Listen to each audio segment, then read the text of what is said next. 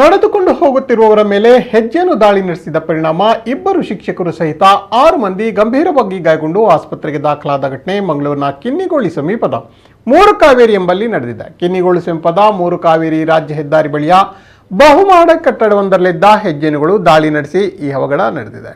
ಕಿನ್ನಿಗೋಳಿ ಸಮೀಪದ ಮಾರಡ್ಕ ನಿವಾಸಿ ಕುಸುಮ, ಸದಾನಂದ, ಉಲ್ಲಂಜೆ ಬಳಿಯ ಅಂಗನವಾಡಿ ಶಿಕ್ಷಕಿ ಸಂಧ್ಯಾ, ಕಳಂದಲೆ ಬಳಿಯ ಶಿಕ್ಷಕಿ ಕಸ್ತೂರಿ, ಕಿನ್ನಿಗೋಳಿ ಚರ್ಚ್ ಬಳಿಯ ಅನಿವಾಸಿ ಅಲ್ಫ್ರೆಡ್ ಸೈಮನ್ ಡಿಸೋಜಾ, ಫಿಲಾಮಿನಾ ಲೋಯಿಸ್ ಎಂದು ಗುರುತಿಸಲಾಗಿದೆ. ಶಿಕ್ಷಕಿಯರು ಮತದಾನದ ಕರ್ತವ್ಯಕ್ಕೆ ಕಿನ್ನಿಗೋಳಿ ಮೂಡಬಿದ್ರೆ ರಾಜ್ಯ ಹೆದ್ದಾರಿಯ ಮೂರು ಕಾವೇರಿ ಬಳಿ ನಡೆದುಕೊಂಡು ಹೋಗುತ್ತಿರುವಾಗ ಬಹುಮಹಡಿ ಕಟ್ಟಡದ ಬಳಿ ಗೂಡು ಕಟ್ಟಿಕೊಂಡು ವಾಸ್ತವ್ಯವಿದ್ದ ಹೆಜ್ಜೆಯನ್ನು ಏಕಾಏಕಿ ದಾಳಿ ನಡೆಸಿದೆ. ಬಳಿಕ ಸ್ವಲ್ಪ ಹೊತ್ತಿನಲ್ಲೇ ನಡೆದುಕೊಂಡು ಹೋಗುತ್ತಿದ್ದ ಇತರರಿಗೂ ಈ ದಾಳಿ ಮುಂದುವರೆದಿದ್ದು ಗಾಯಗೊಂಡವರನ್ನ ಕಿನ್ನಿಗೋಳಿ ಖಾಸಗಿ ಆಸ್ಪತ್ರೆಗೆ ದಾಖಲಿಸಲಾಗಿದೆ.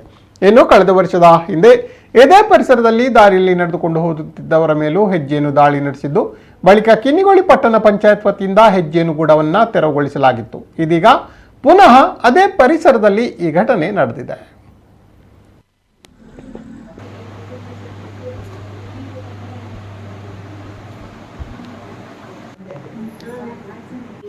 ಡ್ಯೂಟಿ BLO ಆಗಿದ್ದೇನೆ ನಾನು. ಹಾಗೆ ಡ್ಯೂಟಿ ಮಾಡಲಿಕ್ಕೆ ಹಾಕಿದ್ದಾರೆ ನಮಗೆ 80+ ಮತ್ತು PWD. ಮನೆ ಮನೆಗೆ ಭೇಟಿ ಮಾಡಿ ಎಲ್ಲ ರೋಡಿಗೆ ಬರುವವರನ್ನು ದೃಢೀಕರಣ, ಇಲ್ಲದ್ರೆ ಮನೆಗೆ ಬಂದು ಮತ್ತೆ ಚಲಾಯಿಸಲಿಕ್ಕೆ ಹಾಗೆ ಇದೆ. ಹಾಗೆ ಹೋಗುವಾಗ ನಾವು ರೋಡ್ ಸೈಡಲ್ಲಿ ಒಂದು ಮನೆ ಆಗಿ ನಾನು ಭೇಟಿ ಮಾಡಿ ಬರ್ತಾ ಇದ್ದೆ, ಮನೆ ಭೇಟಿ ಆಗುವಾಗ. ಆಗ ರೋಡಿನ ಸೈಡಲ್ಲಿ ಎಷ್ಟೊತ್ತಿಗೆ ನಡ್ತದೆ?